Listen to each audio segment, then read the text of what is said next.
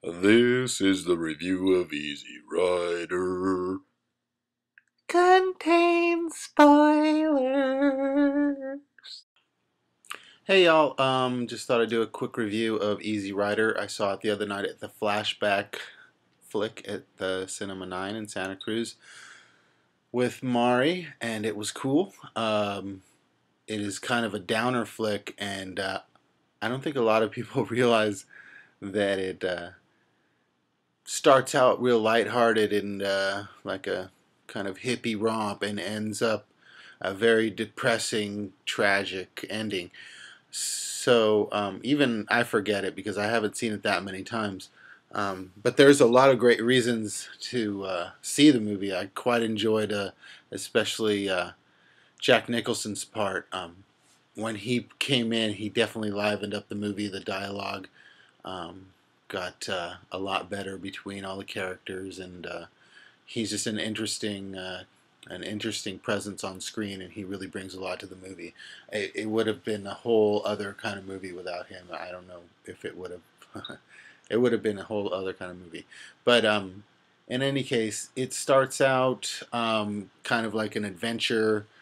They do a big drug deal, and then stuff money in a little tube and put it in Peter Fonda's gas tank and his super badass chopper that's has like an American flag gas tank, teardrop gas tank, and he's got a helmet that's an American flag, and he's got a big patch, and he calls himself Captain America.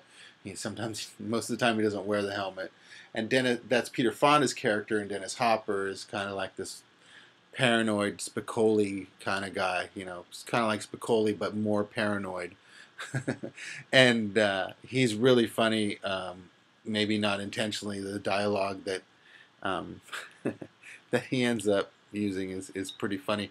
I heard that I was told that the all the pot scenes when they're smoking pot are all real, and it kind of shows in the dialogue for a long time. It's really slow and not that interesting. Just a lot of staring from Peter Fonda and giggling from Dennis Hopper.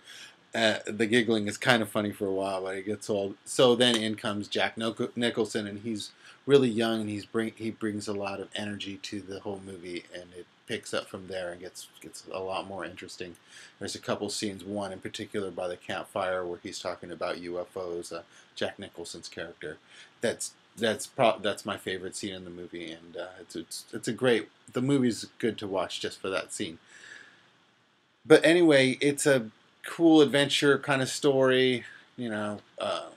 And then all of a sudden, there's a death close to them, and then there's an acid trip with hookers in a cemetery in New Orleans, and it just gets weirder and darker. And the thing about the acid trip is it was interesting because it was kind of the depiction of a bad trip, and there was all sorts of intercut scenes with Peter Fonda cradling this statue, talking about his mom's lost love, and the hookers are kind of, you know, like crying about their appearance and how they want to be loved, and Dennis Hopper's just chuckling. But it's interesting for a few minutes, but then by like the seventh minute, it gets really old. Like, okay, come on. Well, I was personally a little. I was over it, but you know, it's whatever. It's one of the probably Dennis Hopper's first directorial movie, I guess. I don't know. I might be wrong about that, but anyway, that gets a little long in the tooth, and then it just gets darker and darker. But it's definitely worth a view. I would recommend it to anybody to see it, especially if it was on the big screen. Definitely seeing it on the big screen was a better experience, and as it always is. There's a lot of panoramic shots with Peter Fonda and Dennis Hopper's character riding bikes like across what looks like Nevada or New Mexico, and it's a pretty cool visual kind of movie.